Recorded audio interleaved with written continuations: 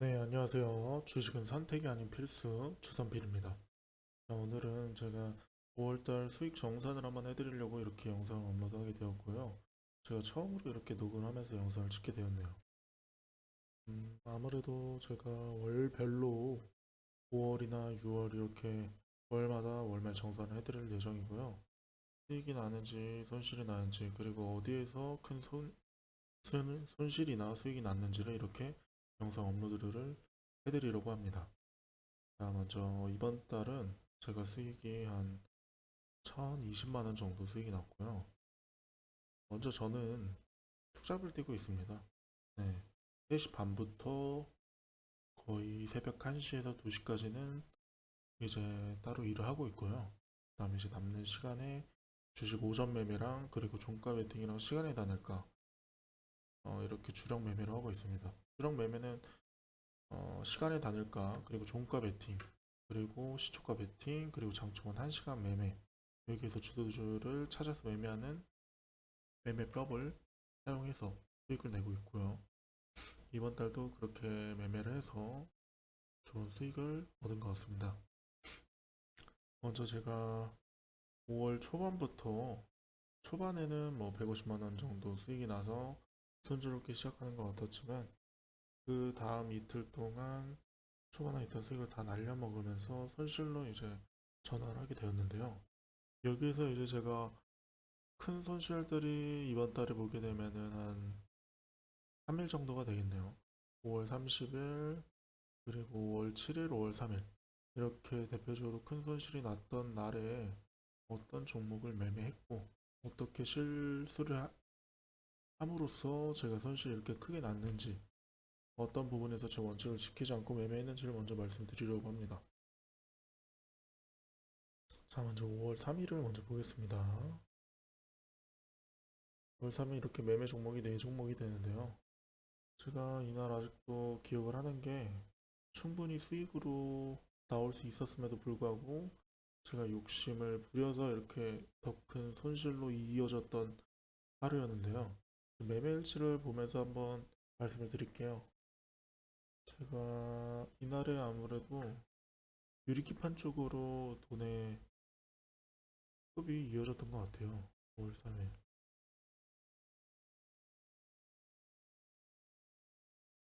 네, 이날이네요. 아마 이날도 제가 Y시캠을 시간의 단일가에서 잡아서 넘어왔던 걸로 기억을 합니다. 5월 3일이면 네, 이날이네요. 차트상으로 마크를 지우고 보시게 되면은 이쪽에서 보여드릴게요. 5월 3일. 5월 2일 종가나 아니면 제가 장우 시간의 단일가나 아니면 시간의 단일가에서 잡았던 걸로 기억이 나는데요. 이날 차트를 이렇게만 보셨을 때 바로 신고가를 돌파할 수 있다라는 기대감이 정말 많은 차트겠죠.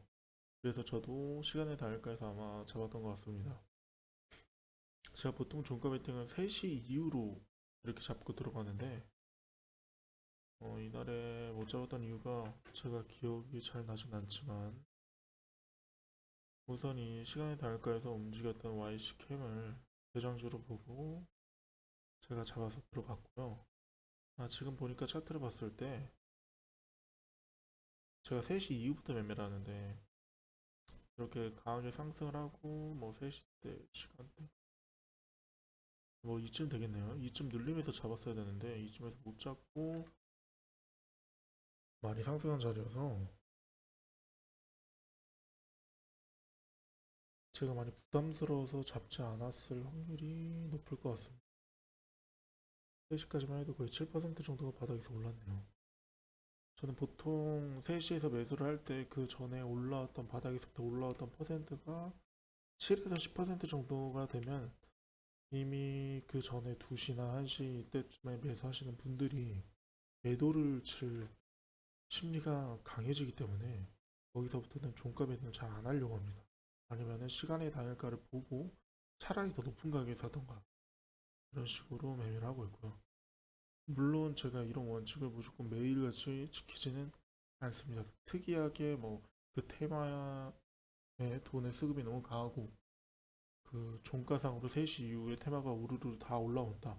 그래서 이 힘의 세기가 다음날까지 이어질 가능성이 높다라고 생각이 되면 그 종목이 바닥에서 7%는 10%씩 10%는 올라왔을 때 더 매매를 하기도 합니다. 최근에 그렇게 매매를 한 종목도 있고요. 물론 손실로 나왔지만 일단 YC캠 같은 경우는 이렇게 갭이 뜨고 바로 대장으로 가지 못해서 제가 매도를 쳤던 것 같고요. 그리고 이날에 아마 종목들이 돈이 많이 분산되는 시장이었던 걸로 기억을 합니다. 그래서 필옵틱스랑 YC캠이 바로 가지 못하는 걸 보고 저도 이제 손절을 치면서 손실로 나왔던 기억이 있는데요. 필옵틱스도 보게 되면은 5월 3일 이날인데요. 아마 필옵틱스가 이날에 YC캠이 떨어질 때 필옵틱스가 제끼고 올라갔던 걸로 기억을 합니다. 그래서 제가 YC캠을 매도 치고 필옵틱스로 갈아탔던 걸로 기억을 나고요.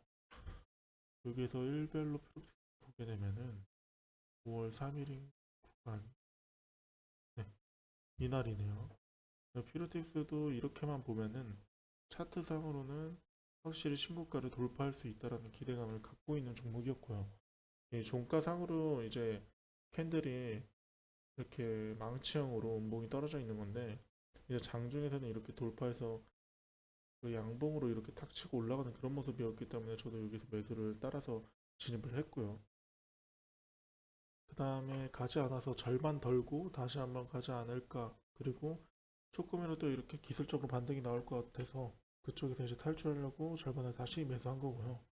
보시면은 310을 사고 절반 팔고 다시 재매수한 뒤에 가지 않으니까 전부 다 매도 치는 걸 이렇게 볼 수가 있죠. 저는 보통 돈의 수급이 한 테마에 딱 몰리면은 그 종목을 크게 비중을 베팅해서 크게 수익을 내는 그런 매매를 좋아하고 자주 하긴 하는데요. 제가 손실을 보는 과정은, 그리고 손절을 치는 과정은 퍼센트나 이런 것을 정해주지는 않습니다.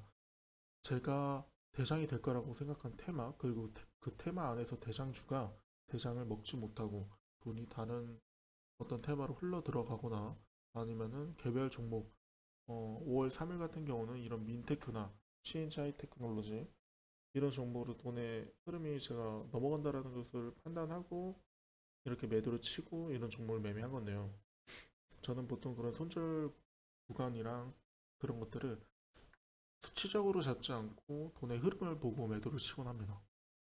네, 그래서 이렇게 매매를 두 종목 했고요. CNCI 테크놀로저는 이것도 아마 유리기판이었던 것 같은데, 네, 유리기판이었네요. 이 녀석도 5월 3일날 보시면 얘가 시간에 다닐까해서 대장이었네요. 얘가 상한가를 빨리 갔었네요. 그러면 빨리 가고 그 다음에 Y시킴을 제가 시간이 다닐까해서 조금 매수해서 들고 왔던 것 같은데, 이 종목은 일단 너무 너무 가볍습니다. 이렇게 너무 가벼운 것들은 보통은 이제 돈이 많으신 사람들이 매매를 잘 안 하려고 하죠. 왜냐면 호가가 아래에 받쳐 있는 호가가 없다 보니까 팔 때도 힘들고 위로 사기에도 굉장히 부담스러운 종목입니다. 하지만 이날에 이 종목이 이렇게 갭을 뜨고 나서 어떻게 보면 라운드 피겨 2만 원이죠. 2만 원을 돌파하게 되면은 여기서부터는 큰 물량들이 많이 쌓이면서 이제 크게 거래되면 터질 수 있다라고 판단을 해서 제가 이렇게 이 녀석을 매수하게 됐던 것 같고요. 여기 보시면은 근데 되게 대응이 빠르죠. 보시면은 빨리 사고 빨리 바로바로 팝니다. 왜냐면 그만큼 이 종목이 가볍기 때문에 제가 그렇게 빠르게 대응을 했던 거고요. 결국엔 유리기판이 가지 못해서 유리기판 쪽을 다 자르고 신규 상장주 쪽으로 넘어간 겁니다. 민테크 같은 경우 이날 상장한 5월 3일날 제가 매매를 했는데요. 충분히 수익을 크게 줬습니다. 네. 여기에서 이제 돌파 관점으로 해서 보고 들어간 상황인데요. 여기만 해도 거의 수익률이 10% 정도 찍혔습니다. 10% 아니네요. 5% 정도네요. 5% 정도인데 이 정도면 그래도 손실을 전부 다 만회하고 거의 다 만회하고 장을 접을 수 있었던 상황이었는데 욕심인 거죠. 어떤 사람들이나 다 자기만의 욕심들이 있잖아요. 저도 당연히 어느 정도 손실을 보고 한 번에 못 구할 수 있다는 그 마음을 한 번에 떨쳐내기가 쉽지가 않습니다. 문득문득 한 번씩 치고 올라오고요. 그렇지만 이거를 계속해서 상기를 하면서 제가 고쳐나가야 될 부분이겠죠. 이렇게 해서 5월 3일 날 90만 원 손실로 크게 손실을 보지 않아도 될 상황에서 크게 손실을 봤네요. 그리고 5월 7일 한번 보여드릴게요. 5월 7일도 보시면 매매가 좀 많네요. 저는 보통 장 초반에는 최대 매매를 세 종목을 하는 걸로 기준을 삼고 있고요. 세 종목 안에 제가 대장주나 아니면은 주도주를 찾아서 매매를 하지 못한다. 아니면 제가 찾지를 못했다 하면은 장이 이상하다고 판단을 합니다. 세 종목 안에 제가 대장주를 찾지 못한다라는 거는 장이 이상하다라고 판단을 하고 있고요. 그래서 그 세 종목이 지나가게 되면은 웬만하면 매매를 절대 안 합니다. 근데 이날 보면 세 종목이 넘어간 것을 보게 되면은 내가 좀 매매를 잘못했다라고 보여지긴 하네요. 원칙을 지키지 않은 것이죠. 일단 매매한 종목들을 보자면은 YC가 가장 매매 금액이 많네요. YC 한번 봐보겠습니다. YC는 일단 제가 매매를 정말 많이 한 종목이긴 한데 이 종목을 전 정말 좋게 봤거든요. 이때부터도 종가 베팅을 많이 해서 들어갔고 그 이후에 종가 베팅을 하고 나서 쉽게 안 가더라고요. 이렇게 이 안에서 몇 개월 동안 이렇게 종목의 그 차트들을 만들어 놨는데 쉽게 가지 않는 모습을 보고 여기에서 깼을 때 이 종목은 끝이다 라고 생각을 했습니다. 저는 보통 의미를 깊게 두는 차트를 어떻게 보냐면 이 종목은 이 전까지만 보시면은 여기에서 큰 상승이 나와야 된다. 이게 일반적인 저의 퍼센트 높은 생각입니다.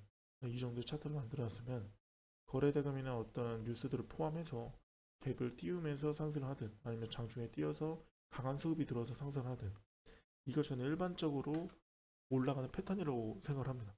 근데 일반적인 패턴이 아닌 이렇게 깨버리면은 여기에 있던 이런 기대 심리나 이런 위에서 산 사람들의 한 번에 이렇게 매도 심리가 나타나면서 크게 하락이 나오는 경우인데요. 그리고 이렇게 차트가 무너진 거죠. 크지가 않다라는 겁니다.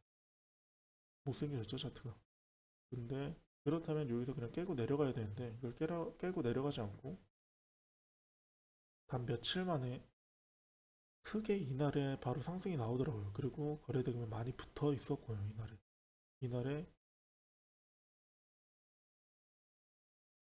그렇게 거래되면 이날에 많이 붙여지면 이게 아마 장 후반에 많이 올랐던 걸로 기억을 해요. 그리고 나서 이날에 상한가까지 기록하면서 많은 거래 대금이 터졌죠. 그래서 이때부터 이 종목을 너무나도 좋게 봤고 이날부터 계속 많은 거래를 했습니다. 이 YC라는 종목. 그래서 5월 7일도 보게 되면은 네, 이날이네요. 크게 상승이 나왔던 날. 5월 7일. 네, 이날이고요. 제가 이날 그 전날에도 종가 베팅을 해서 들어갔네요. 이 YC라는 종목은 프로그램이 관여를 엄청나게 많이 하는 종목입니다.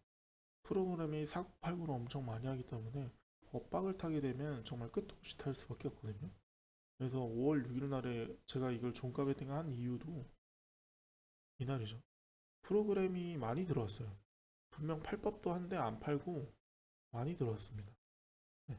금요일 날 많이 들어왔네요. 그래서 이걸 종가 베팅하고 넘어왔던 종목인데요. 5월 7일이니까 네. 그래서 이렇게 종가 베팅을 하고 거의 한 2천만 원 정도 사서 넘어왔는데 이 녀석이 갭은 뜨긴 하는데 이날에 반도체 주들이 전체적으로 갭을 뜨면서 시작했는데 YC가 예상치가 등락률 상위를 보니까 바로 대장으로 가지 못할 것 같은 느낌이 있더라고요. 그래서 저는 바로 매도를 치고 타이거 일렉이나 디아 이쪽으로 매매를 했던 건데 결국엔 매도 치고 나서 빠르게 상승이 나오면서 YC가 대장을 먹은 경우이고 저는 여기에서 이제 엇박을 타게 되면서 제대로 큰 수익을 이쪽에서 내지 못했습니다. 그리고 나서 자잘하게 매매들을 많이 하긴 했네요, 이날에. 폴라리스 AI. 이 종목도 여기에서 잠깐 매매를 한 걸 보이고요. 동일기업 같은 경우는 이날의 선익 시스템 때문에 제가 매매를 했던 것 같아요. 그래서 빠르게 자르긴 했는데 제 원칙과는 원래 맞지 않습니다. 이렇게 일봉상에서 차트가 그렇게 좋지도 않을 뿐더러 그리고 시가총액도 너무 많고 이런 종목들은 제가 원래 비중을 낮춰서 매매를 하는데 이것도 제 원칙을 안 지킨 매매가 되겠네요. 잘못된 매매였고요. DI 같은 경우도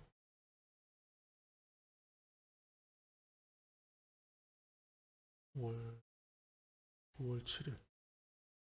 근데 이날이 이 차트만 봤을 때는 이제 갭이 5.8% 뜨면서 이날이 강한 상승을 보여줬기 때문에 이 구간에서 한 번 더 치고 올라갈 수 있을 거라 판단하고 이 종목을 매매하게 됐는데요.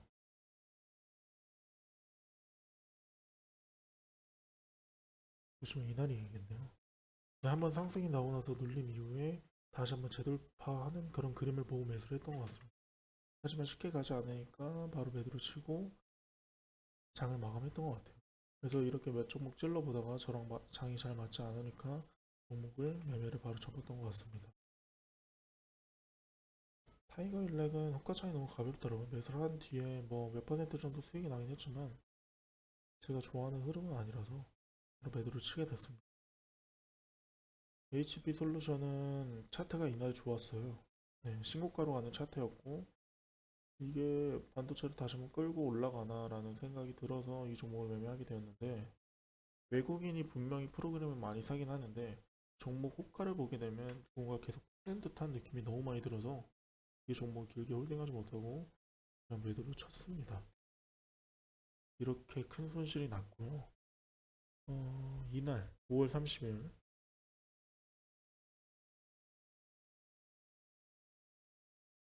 제가 이제 영상을 올려드리는 것을 보게 되면은 그 수익하고 이 수익하고 여기에 찍혀있는 수익하고 좀 다른 부분이 있을 겁니다.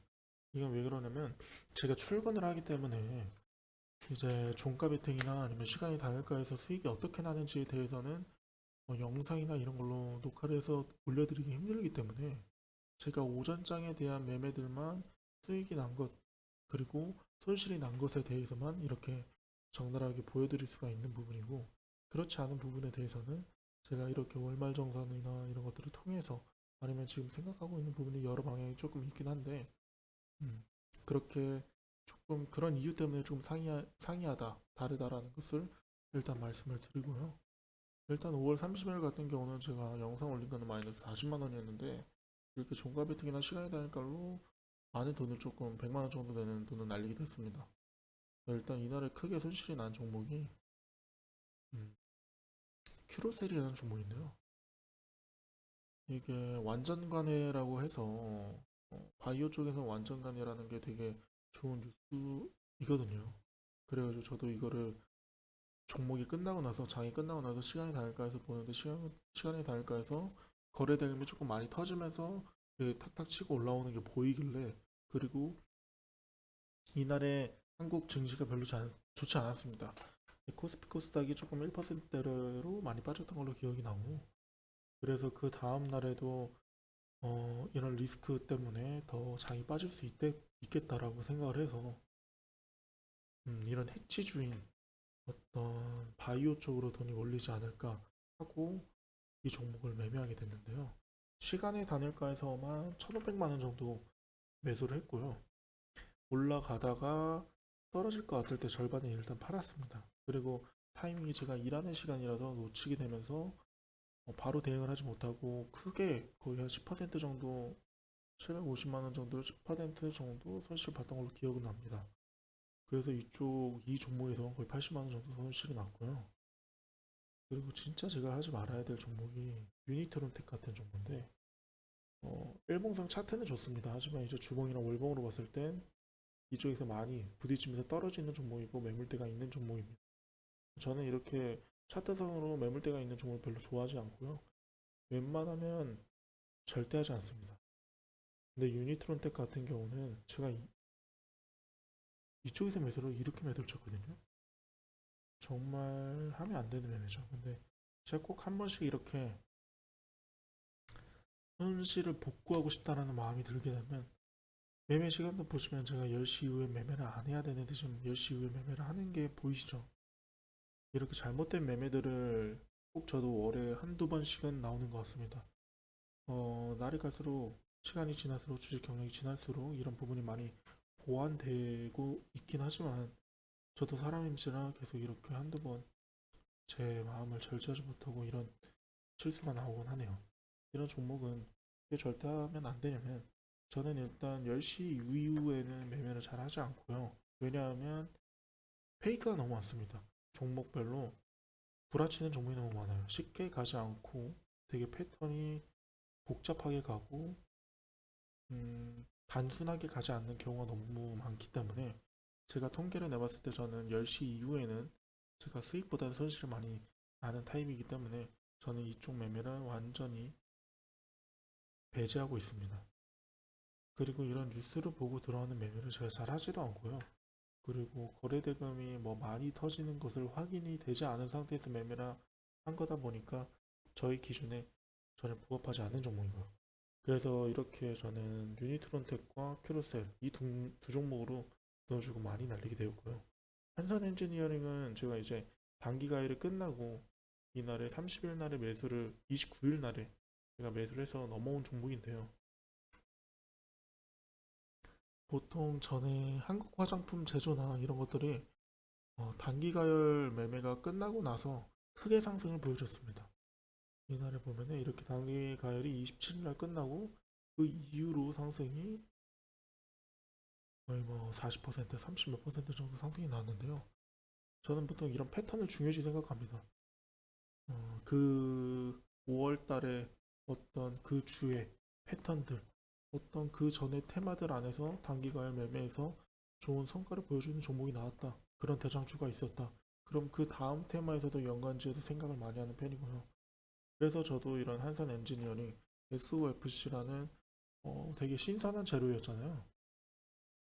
그렇기 때문에 이 종목이 대장이기도 했고 차트가 좋기도 하고 그렇기 때문에 이 종목을 이렇게 매매를 하게 된 거고요. 하지만 제 생각대로 가지 않아서 비중을 뭐 많이 낮춰서 매매를 했습니다. 그래서 뭐 거의 10% 손절을 하긴 했지만 그만큼 제가 비중 조절을 많이 하고 있다는 게 보이죠. 보통 좀 보게 되면은 매입 금액을 이렇게 싹 보게 되면은 제가 큰 비중으로 매매하는 종목들은 그렇게 손해가 크지 않습니다. 하지만 큰 손실이 나는 경우로 보게 되면은 거의 비중을 적게 들어가거나 손실 퍼센트를 크게 맞는 경우죠. 손익비가 저도 이렇게 최대한 좋게 매매를 하려고 매매를 이렇게 이어가고 있습니다. 그리고 5월 31일 날에는 이제 삐아라는 종목으로 크게 수익을 냈는데요. 이 삐아라는 종목을 시간의 단일가에서 매매를 했습니다. 제가 19,000원에 매수를 해서 넘어온 종목이고요. 왜 저는 이 종목을 시간의 단일가에서 거의 한 3천만 원 조금 안 돼서 샀던 것 같아요. 2,200, 300 정도 샀던 것 같은데 이 종목을 시간의 단일가에서 매수한 이유는 크게 큰 이유는 이겁니다. 차트상으로 가야 될 자리에서 가지 못하고 떨어져야 될 자리였습니다. 제가 판단하기에는. 왜냐면 일봉상으로 봤을 때 28일 날에 거래대금이 좋고 큰 장대 양봉으로 상한가를 닫으면서 이렇게 좋은 차트를 만들어줬는데요. 그 다음 날에 2만 원대에서 계속 막히는 움직임을 보여줬습니다. 5월 30일, 5월 29일 그리고 5월 30일. 그리고 이 2만 원대를 터치한 순간부터는 항상 큰 하락이 왔죠. 여기서도 보시면은 거의 퍼센트지가 거의 뭐 7%, 8%, 9.5% 이쪽까지 포함하면 거의 10%가 떨어집니다. 2만 원대를 부딪히면 거의 10%씩 떨어진다고 보면 되고요. 이런 종목이 근데 이렇게 마감을 했으면 이걸 제외하고 보시면 이렇게 마감을 했으면 그 다음 날에 그냥 떨어져야 됩니다. 힘이 빠지면서 거래대금이 줄면서 그냥 관심이 사라져서 2만 원대를 뚫지 못하고 빠져야 되는데 그러지 않고 여기를 시간의 다일가에서 거래대금을 굉장히 많이 터뜨렸거든요. 큐르셀이 많이 빠지면서 피아 쪽이나 이런 화장품 쪽으로 많이 돈이 몰려갔습니다. 그래서 피아 쪽에 거래대금이 제 기억상으로 거의 70억 정도, 한 100억 조금 안 되게 터졌던 것 같아요. 그래서 거래대금이 그렇게 많이 터지는 걸 보고, 그리고 19,000원대에서 거래가 한 3번 정도 거래가 됐거든요. 그래서 거기서 빠지지 않고 물량이 계속 들어오는 걸 보면서 저도 더 많은 비중을 태워서 매매를 했던 것 같습니다. 그리고 그 다음날에 예상대로 화장품주 쪽에서, 그리고 미국장에서 조금 화장품주 관련된 종목들이 많이 올랐기 때문에 조금 더 홀딩을 해서 매매를 할 수 있었던 거고요.